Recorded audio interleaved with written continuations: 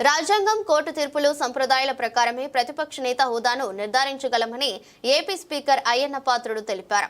వేతనాలు, పెన్షన్ చెల్లింపు, అనర్హతల చట్టం 1953లో ప్రతిపక్ష నాయకుడి ప్రస్తావన ఉంది.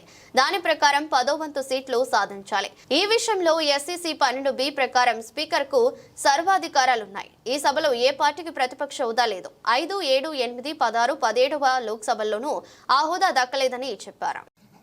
మీ అందరికీ తెలుసు, ఈ 16వ శాసనసభలో సభ్యులైనటువంటి జగన్మోహన్ రెడ్డి గారు 24/6/2024 తేదీన నాకు ఒక లేఖ రాశారండి. ఆ లేఖలో అంతా చూస్తే అభియోగాలు, ప్రలాపనలు, బెదిరింపులమయం, అంతకంటే ఏమీ లేదు.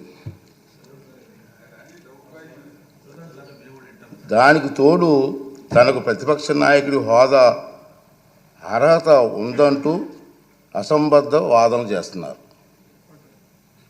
మీరందరూ చూస్తున్నారు టీవీలో దీన్ని. కానీ ఆ లేఖలో ఎలాంటి ప్రత్యేక అభ్యర్థన లేదన్న విషయాన్ని మీరందరూ గమనించాలి. ఈ లేఖ రాసిన కొద్ది రోజుల తర్వాత జగన్మోహన్ రెడ్డి గారు ఆంధ్రప్రదేశ్ హైకోర్టుని ఆశ్రయించారు. హైకోర్టు కూడా వెళ్ళారు. విచిత్రం ఏమిటంటే, తనకు ప్రతిపక్ష నాయకుడిగా ప్రకటించవలసిందిగా శాసనసభ కార్యదర్శిని, స్పీకర్ కార్యదర్శిని ఆదేశించాలని ఆ రిట్ పిటిషన్లో విజ్ఞప్తి చేశారు.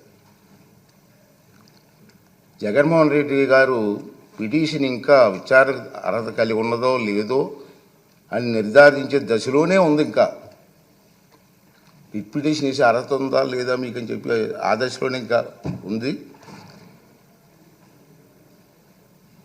ఈ పిటిషన్లో వైఎస్ జగన్మోహన్ రెడ్డి గారు స్పీకర్ను, శాసన వ్యవహారాల మంత్రిని ప్రతివాదులుగా చేర్చినప్పటికీ ఆ ఇద్దరిని మినహాయించాలని గౌరవ అడ్వకేట్ జనరల్ గారు చేసిన సూచనతో గౌరవ న్యాయస్థానం ఏకీభవించింది.